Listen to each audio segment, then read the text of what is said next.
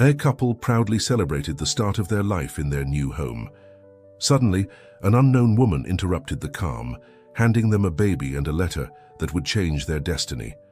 Amidst secrets, challenges, and a cat with a special connection, their family began to transform.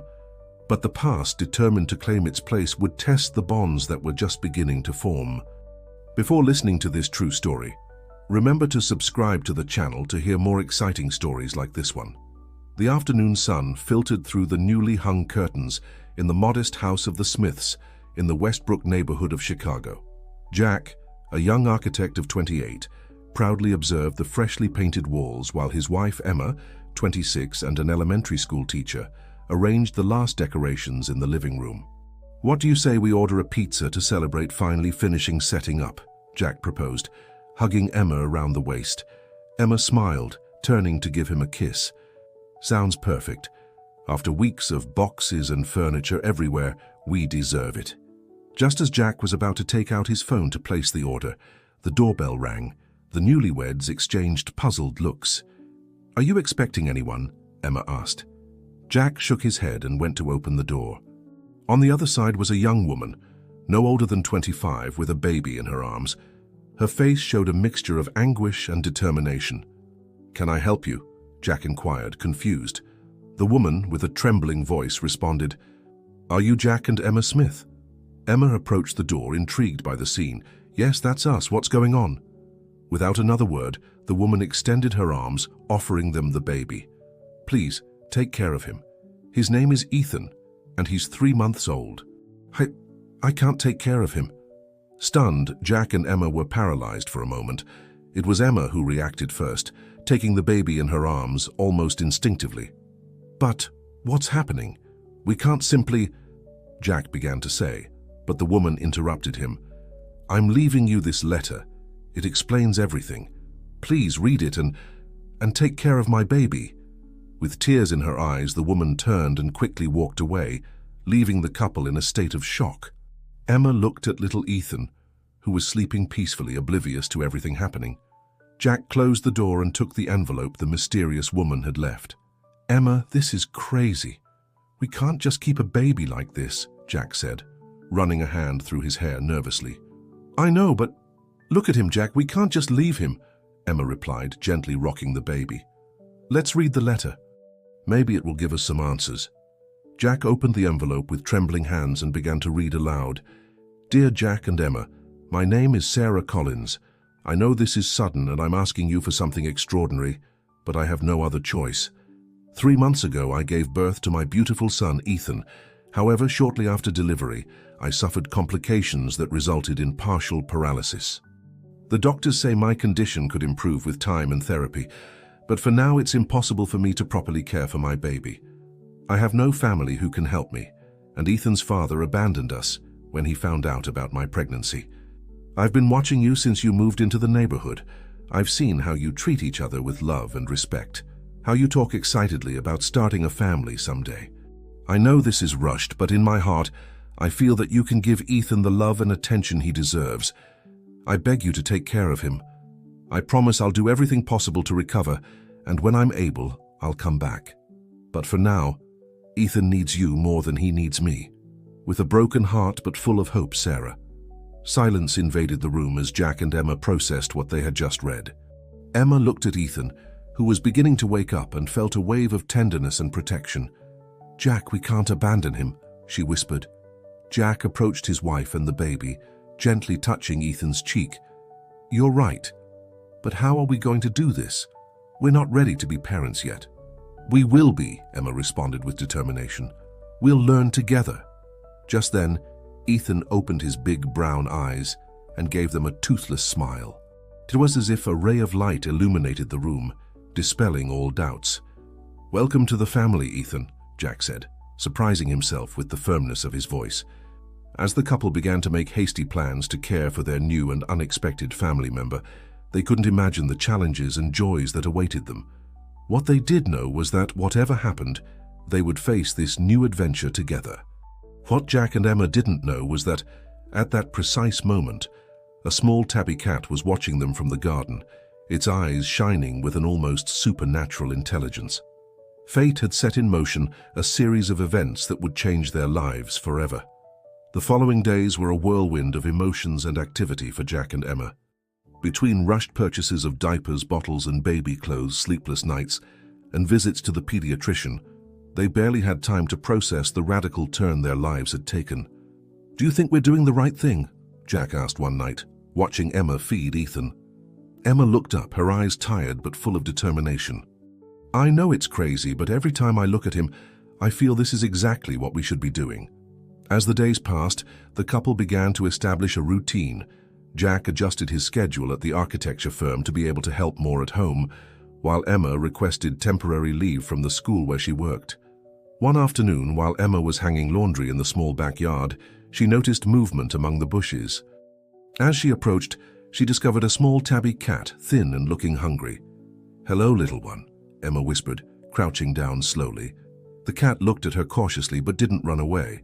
"Looks like you need a home too, don't you?" That night, Emma told Jack about the cat. "We could keep her," she suggested. "Ethan could grow up with a pet." Jack hesitated. "Emma, we can barely handle a baby. Do you think it's a good idea to add a pet to the equation?" Before Emma could respond, Ethan's cry resonated through the baby monitor.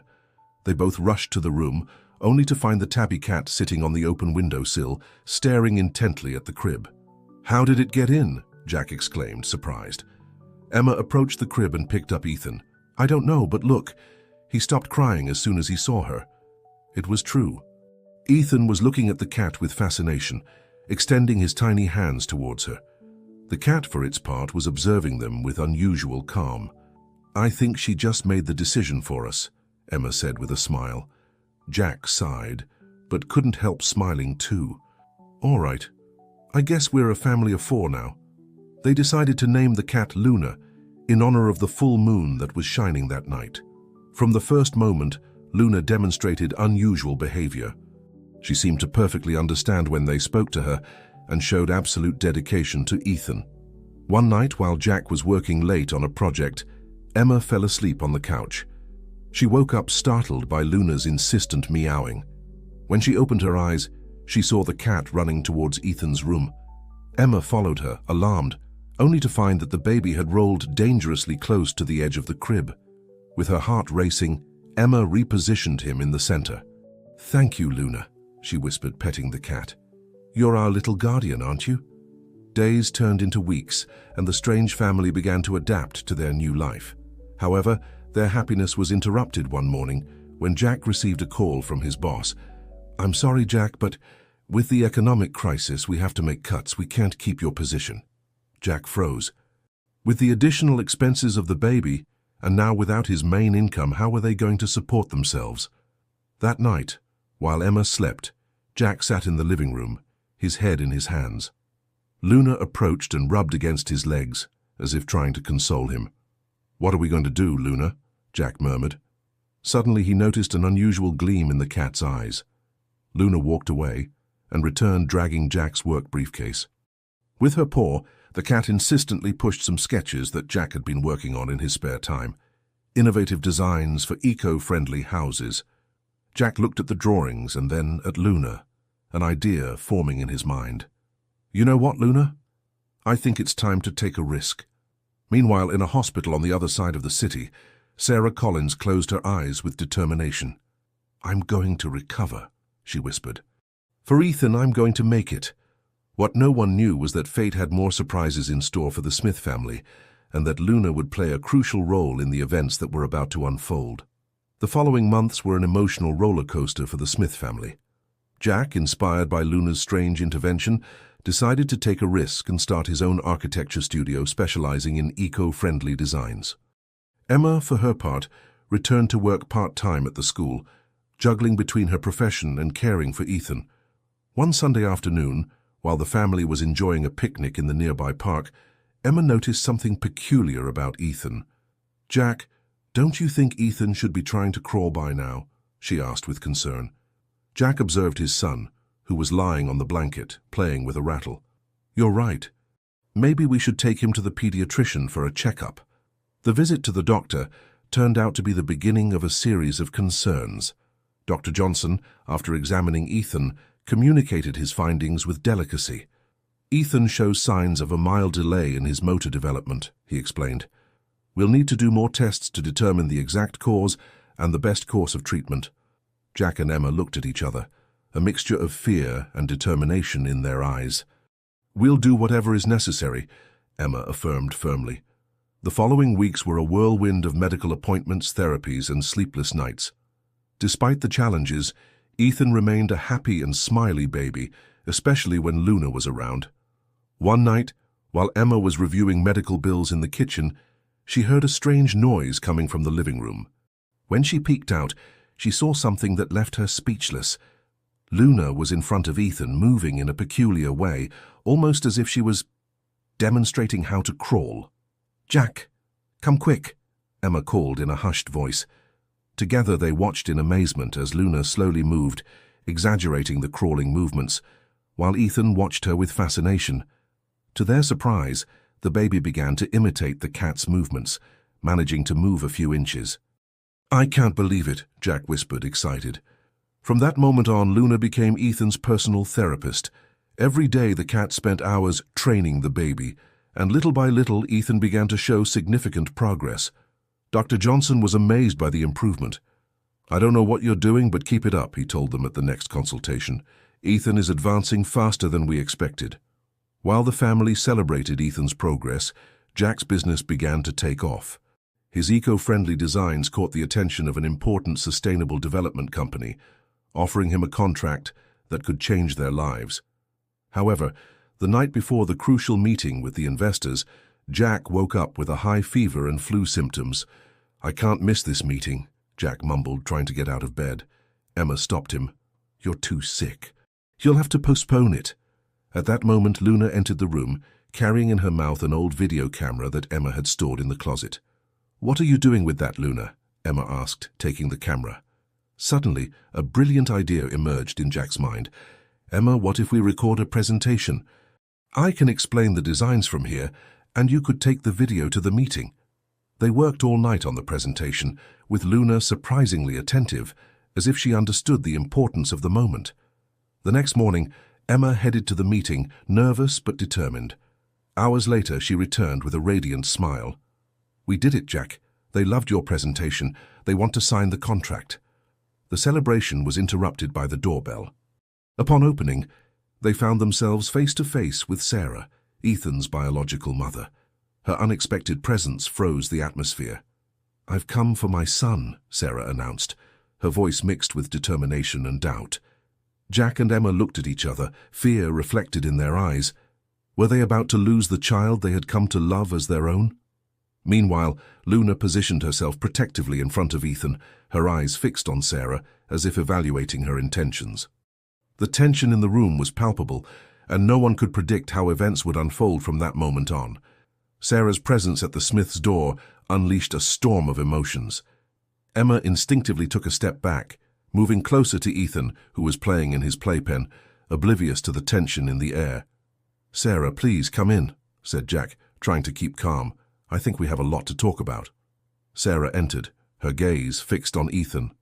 Her eyes filled with tears as she saw how much her son had grown. "He's so big," she whispered. Emma, her heart racing, approached Ethan and picked him up. Luna, alert, stayed close to them, not taking her eyes off the newcomer. "I know this is difficult for everyone," Sarah began, sitting on the couch that Jack indicated, "but I've made a lot of progress in my therapy. The doctors say I'm ready to take care of Ethan on my own." Jack and Emma exchanged worried looks. "Sarah," Emma said with a trembling voice, "we understand that you're his biological mother, but Ethan has become a fundamental part of our lives. We love him as if he were our own." Sarah nodded, tears running down her cheeks. "I know, and you don't know how grateful I am for everything you've done, but he's my son and I miss him every day." The tension in the room was palpable. Ethan, sensing the unrest, began to cry. Surprisingly, it was Luna who reacted first, jumping onto Emma's lap and purring softly, instantly calming the baby. Sarah observed the scene with a mixture of amazement and sadness. "I see you have a very close-knit family," she said quietly. Jack sat next to Sarah. Listen, we know this situation is complicated for everyone. What do you think if we take things slowly? You could visit Ethan, spend time with him, and little by little— No, Sarah interrupted, standing up abruptly. I can't bear the idea of being a stranger to my own son. I'll be back with legal documents. Ethan should be with me.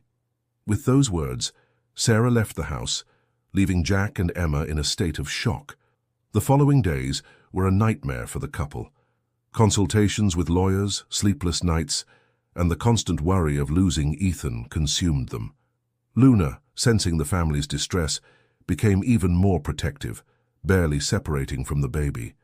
One afternoon, while Emma was preparing dinner and Jack was playing with Ethan in the living room, the doorbell rang again.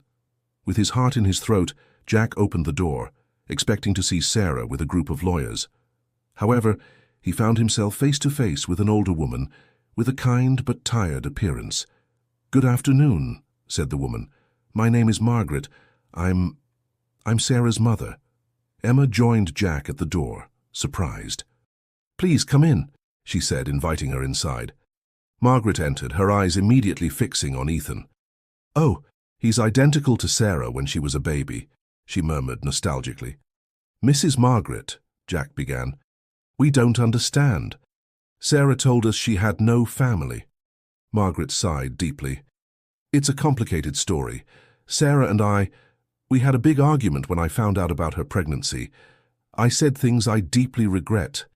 She left home and I didn't hear from her until a few days ago."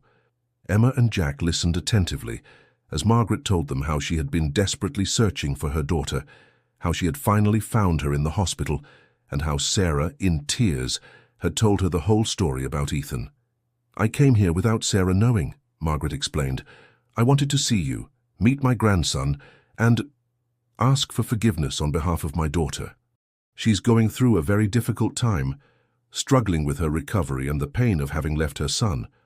Margaret's revelation shed new light on the situation.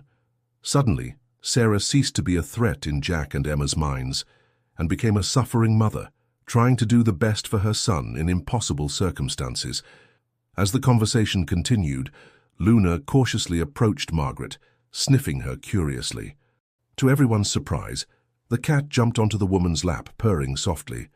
"It seems Luna has given you her approval," Emma smiled, feeling that something in the atmosphere had changed. Margaret stroked Luna, her eyes moistening. "You have created a home full of love for Ethan. I don't know what the right solution is, but I know my daughter needs to see this with her own eyes." As night fell over Chicago, a new hope arose in the Smiths' hearts.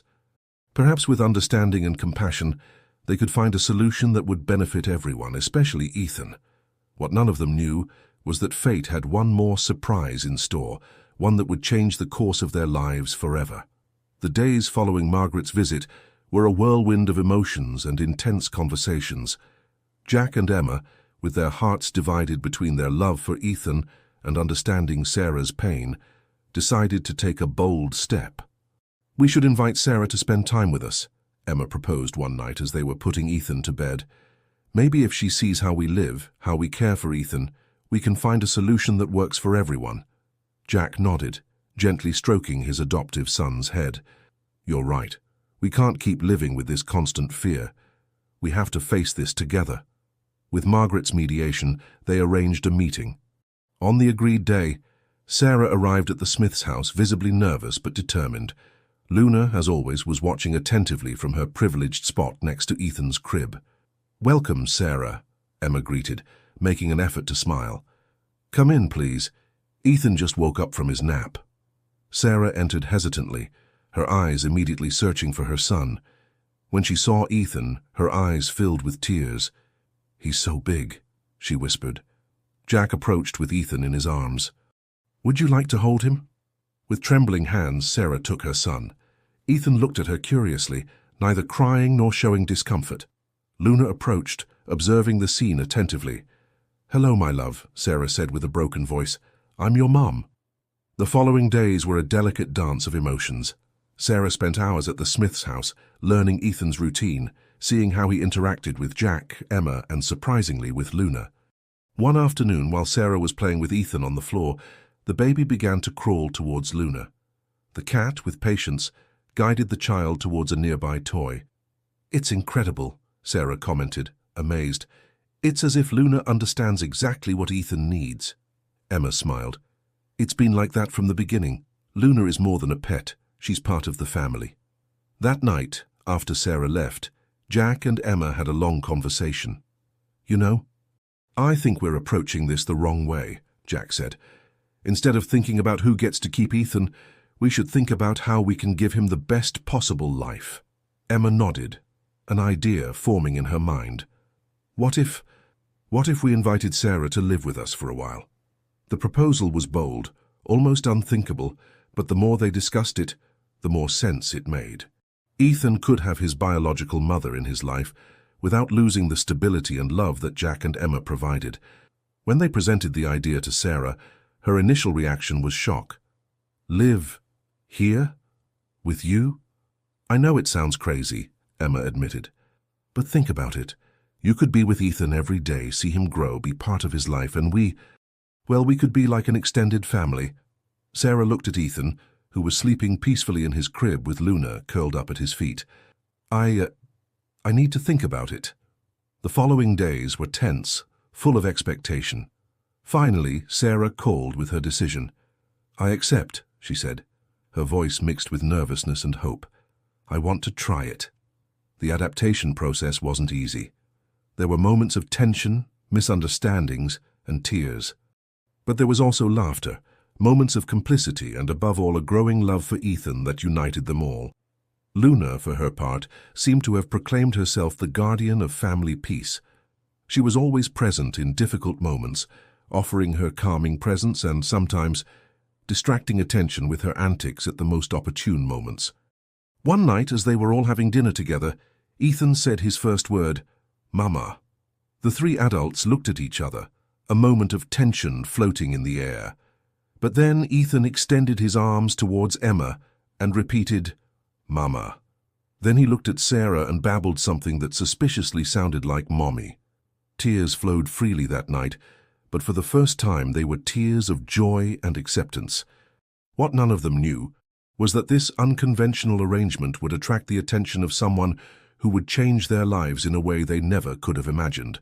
And Luna, as always, would be at the center of it all. As the months passed, the unusual family found its rhythm. Jack, Emma, and Sarah developed a unique dynamic centered on Ethan's well-being. The little one, now almost 2 years old, was thriving under the love and attention of his 3 parents and his faithful feline companion, Luna. One sunny morning, while Jack was working on a new project in his improvised studio in the garage, he received an unexpected call. "Mr. Smith, this is Alexander Morgan from EcoFuture. We've been following your work in sustainable architecture, and we'd like to propose something to you." Jack listened with growing excitement as Alexander explained about an ambitious, eco-friendly housing project on the outskirts of the city. They wanted Jack to lead the design. "It's an incredible opportunity," he told them that night during dinner, "but it would mean moving. The project is on the outskirts of Denver." Silence fell over the table. Emma was the first to speak. "It would be a big change, but it sounds like the opportunity of a lifetime, honey." Sarah, who had been listening attentively, added, "Denver has excellent schools. It could be good for Ethan." The decision wasn't easy, but after many conversations and considerations, they decided to take the leap. The move was organized chaos, with boxes everywhere, and Luna supervising every movement as if she were the moving boss. Their new house, more spacious and surrounded by nature, seemed like a dream come true. Ethan, in particular, was delighted with the large garden where he could run and play under Luna's watchful eye. However, not everything was rosy. Emma had to leave her job at the school and found herself looking for new opportunities in an unfamiliar place. Sarah, for her part, sometimes felt like an intruder in this new chapter of family life. One afternoon, while Emma was job searching online, Luna jumped onto the keyboard, causing a web page to open that Emma hadn't seen before. "What's this?" Emma murmured, reading the content. "Environmental Education Center for Children." The page described an innovative project that sought to teach children about ecology and sustainability through practical and fun activities. They were looking for passionate educators to join their team. "Luna, you're a genius," Emma exclaimed, petting the cat as she began to fill out the job application. Meanwhile, Sarah found her own unexpected path. During a walk in the local park with Ethan, she met Sophie, a therapist who worked with children with disabilities. Inspired by her own recovery experience and her love for Ethan, Sarah began to consider a new professional direction. Jack's project was advancing by leaps and bounds. His innovative designs and focus on sustainability were attracting national attention. One afternoon, he received a call that would change everything. "Mr. Smith, this is Patricia Mendoza, producer of the Homes of the Future program. We'd love to feature your project in our next episode."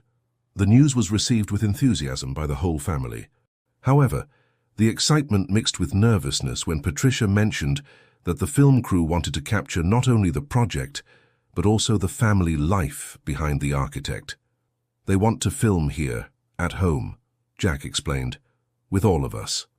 Emma, Sarah, and Jack exchanged worried looks. How would they explain their unconventional family situation? How would the public react? That night, as they discussed their options, Ethan was playing on the floor with Luna. Suddenly the child stood up, and for the first time took several steps without help, laughing as he advanced towards his 3 astonished parents. Luna meowed softly, as if applauding the little one's achievement. At that moment, watching their son take his first independent steps, the 3 adults came to a silent resolution. It didn't matter what the outside world thought. What they had was special and valuable. "Let's do it," Emma said. "Let's show the world that love and family can take many forms." What they didn't know was that their decision to open up to the world would trigger a series of events that would test the bonds of their unusual family like never before.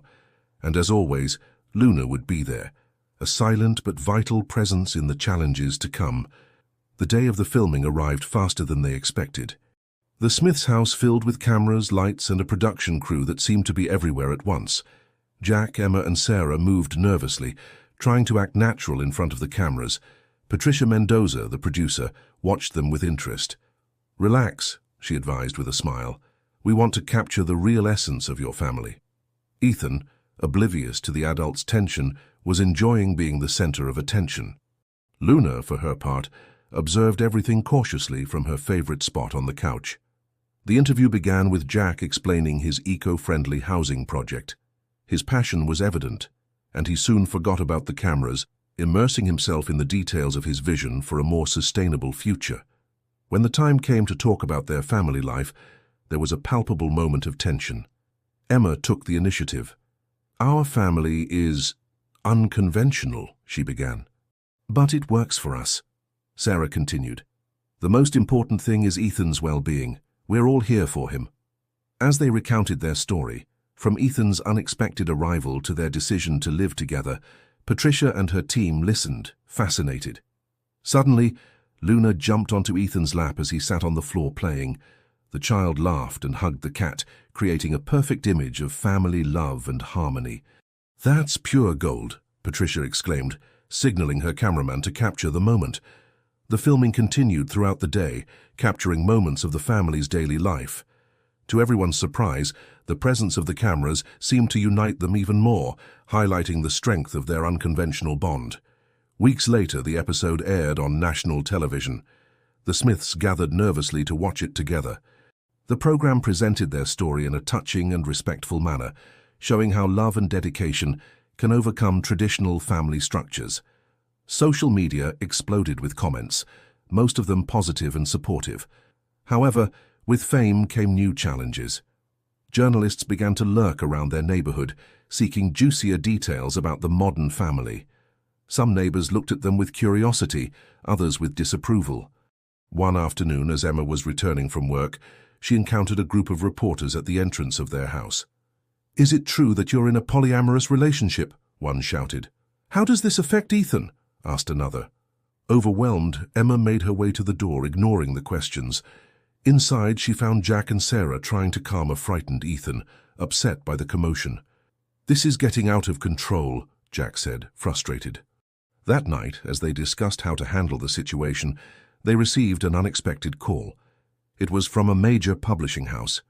"We're interested in publishing a book about your family story," the editor explained. "We believe it could inspire many people." The proposal left them thoughtful. Was this an opportunity to tell their story on their own terms, or would it expose them even more to public scrutiny? As they debated, Luna approached and rubbed against their legs, as if reminding them that no matter what they decided, they were still a united family. "Maybe," Sarah said softly, "this is our chance to show that family love comes in many forms." Emma nodded. "We could help other families who are struggling with unconventional situations." Jack looked at Ethan, who was sleeping peacefully on the couch with Luna curled up beside him. "Whatever we decide, we'll do it together." For Ethan, what they didn't know was that their decision would trigger a series of events that would test their family unity like never before. And as always, Luna would be there, a silent but fundamental presence in the challenges to come. The decision to write the book turned out to be an emotional journey for everyone. For months, Jack, Emma, and Sarah worked with a ghostwriter, reliving key moments of their story. The process brought to light buried feelings and unresolved tensions. One afternoon, while reviewing a draft of the chapter about Ethan's arrival, Sarah broke down in tears. "I'm so sorry," she sobbed. "I never wanted to abandon him. I was so scared." Emma instinctively hugged her. "We know, Sarah. You did what you thought was best at the time." Jack joined the embrace, forming a protective circle around Sarah. "We're a family now. We all make mistakes, but what's important is how we face them together." Luna, sensing the emotional tension, approached and rubbed against Sarah's legs, offering her silent comfort. As the book took shape, their story attracted the attention of a major talk show. The invitation to appear live on national television came as a surprise. "It's a great opportunity to share our message," Jack said. Emma nodded, but with reservations. "Yes, but it will also expose us even more." "Are we ready for that?" Sarah, who had been quiet, finally spoke. "I think we should do it, for all the families that don't fit the traditional mold." The night before the interview, while Ethan slept and Luna kept watch at the foot of his bed, the three adults had a heartfelt conversation. "Whatever happens tomorrow, I want you both to know that I love you," Emma said. "I never imagined my life would be like this, but I wouldn't change it for anything." Jack took Emma's hand and extended his other hand to Sarah. "We're stronger together. Ethan is lucky to have so much love in his life." Sarah, with tears in her eyes, completed the circle by taking both their hands. "Thank you for accepting me, for giving me a second chance with my son." The day of the interview arrived. Under the bright studio lights, they shared their story with millions of viewers. They talked about challenges, unconditional love, and redefining the concept of family. When the host asked about Luna, Emma smiled. "Luna is more than a pet. She's the heart of our family, always there in important moments." The public reaction was immediate and overwhelming. Social media flooded with messages of support, but there were also harsh criticisms and judgments. Back home, exhausted but relieved, they found Ethan playing happily with Luna. The child ran to them, hugging their legs. "Mama, Mommy, Daddy," he exclaimed joyfully. At that moment, looking at their son and the cat who had been a silent witness to their journey, they knew they had made the right decision. No matter what the world thought, what they had was real and valuable. However, as they celebrated their unity, they couldn't imagine the storm that was approaching. A figure from the past was about to reappear, threatening to destabilize everything they had built. And as always, Luna would be there, ready to protect her family in ways no one could anticipate. The calm that followed the television interview was short-lived. One morning, while Jack was preparing breakfast and Emma was helping Ethan get dressed, Sarah received a call that would change everything. Sarah Collins. The voice on the other end of the line was deep, familiar. "This is Jason Mendez, Ethan's father." Sarah froze, the color draining from her face. "Jason, how—" "I saw you on television," he replied. "I want to meet my son." The news fell like a bomb on the Smith family. Jack and Emma listened in shock as Sarah explained the situation. "I thought he had abandoned us," Sarah said, her voice trembling. "I never imagined he would reappear." Emma hugged Ethan protectively. "He can't just show up and claim rights after all these years." Jack, always the mediator, tried to stay calm. "We have to think about what's best for Ethan. Maybe we should consider allowing him to meet his biological father." The following days were tense.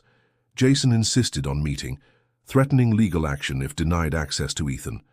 The family consulted with lawyers, desperately seeking a solution that would protect their family unit. Luna, sensing the anxiety in the home, stayed constantly close to Ethan, as if trying to protect him from the adults' worries. Finally, they agreed to a supervised meeting in a nearby park. The day arrived, loaded with nervousness and apprehension. Jason turned out to be a tall, imposing-looking man. His gaze softened when he saw Ethan, who was clinging to Emma's hand. "Hello, Ethan," Jason said, crouching down to the child's level. I'm your dad." Ethan looked at Jason curiously, then at Jack, confused. "But he's my dad," he said, pointing to Jack. The moment was tense, filled with conflicting emotions. Jason seemed hurt, but maintained his composure. As the afternoon progressed, the initial tension began to dissipate. Jason shared his story, how fear and immaturity had led him to run away years ago, and how seeing his son on television had awakened a deep desire to make amends for his mistakes. Back home, the family faced a difficult decision. How could they integrate Jason into their lives without destabilizing the dynamic they had worked so hard to build? That night, as they discussed their options, Luna entered the room dragging something. It was an old photo of Sarah pregnant that had fallen behind a piece of furniture. Sarah took the photo, memories flooding her. Maybe this is an opportunity to heal old wounds," she said softly. Emma and Jack looked at each other, a silent understanding passing between them. "Our family has always been unconventional," Emma said. "Maybe there's room for one more in our circle of love." Jack nodded. "The important thing is Ethan's well-being. If we can handle this positively, it could be beneficial for him to have another father figure in his life." As they made this momentous decision, they couldn't imagine how Jason's inclusion would change the family dynamic. New challenges and adjustments awaited them, once again testing the strength of their love and commitment. And Luna, as always, would be there, watching, protecting, and, in her unique way, guiding her family through this new phase of their journey together. The following months were a period of adjustment for everyone. Jason, determined to be part of Ethan's life, moved to an apartment nearby and began to gradually integrate into the family routine. At first, the situation was tense. Jack struggled with feelings of jealousy and insecurity, fearing that Jason might replace him in Ethan's heart. Emma and Sarah found themselves in the middle, trying to maintain balance and peace.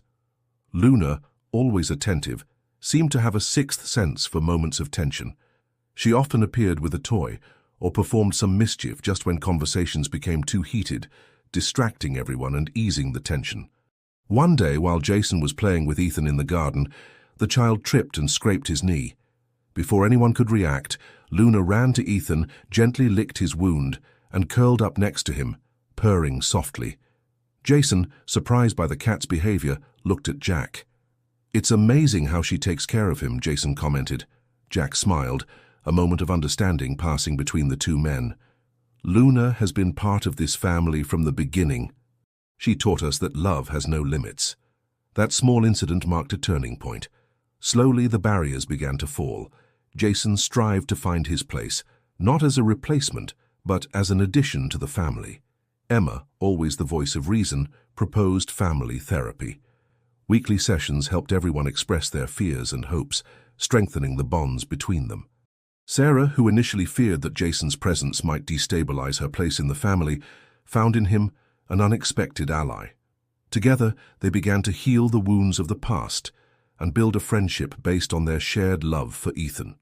As time passed, the family dynamic transformed. Sunday dinners became an anticipated event, with Jason joining the table. Ethan flourished under the love of his four parents, each contributing something unique to his life. A year after Jason's reappearance, the family decided to renew their vows of unity, this time including Jason in the ceremony. In a beautiful garden surrounded by friends and family, they reaffirmed their commitment not only to each other, but to the idea that love can take unexpected forms. During the ceremony, Ethan walked down the aisle, carrying the rings on a small cushion. Luna, with a ribbon around her neck, walked beside him, as if understanding the importance of the moment. As they exchanged vows, each expressed their gratitude for the journey that had brought them to this point. Emma spoke of the strength of unconditional love. Jack reflected on how challenges had brought them closer together. Sarah thanked life for the second chance it had given her. Jason promised to be the father Ethan deserved and a support for the entire family. At the end of the ceremony, as everyone applauded, Ethan let out a joyful laugh and ran towards Luna, hugging her. The image captured the essence of their family, imperfect, unconventional, but full of love. That night, as Ethan slept surrounded by his favorite toys, the four adults sat in the backyard, contemplating the stars. Luna, as always, curled up in Emma's lap. "Who would have thought we'd end up like this?" Sarah reflected, her voice full of wonder and gratitude.